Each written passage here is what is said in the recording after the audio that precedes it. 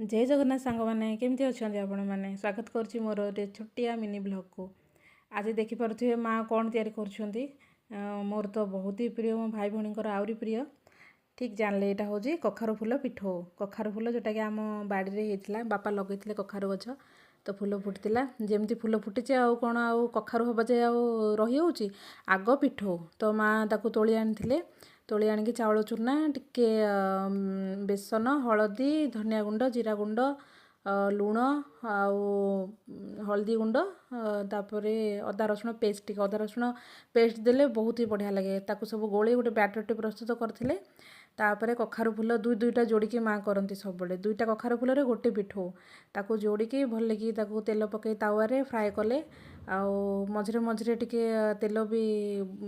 मझे मझे टिके तेल बुले बुले दौले क्रिस्पी होता बहुत ही टेस्टी होता पखाड़ सहित या सहित तो पूरा जमीगला टे माछ भजा बड़ीचोरा शाग भजा आलू भर्ता होता ता संग को यहाँ तो मोर आग मुझे सब भूली जाए सीना यहाँ को आग मुझे खाई पकाए आउ बहुत ही माने आम समस्तଙ୍କର अति प्रिय होता बहुत बढ़िया लगे आउ ठीक अच्छे नेक्स्ट ब्लॉग रे देखा गोटे आइटम सहित नुआ हो कि पुराणा हो आपण मैंने एमती एका सांगरे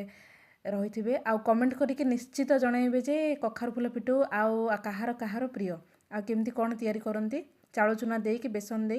निश्चित कहे ठीक अच्छे रोचे बाय बाय देखा आउ गोटे ब्लॉग रे।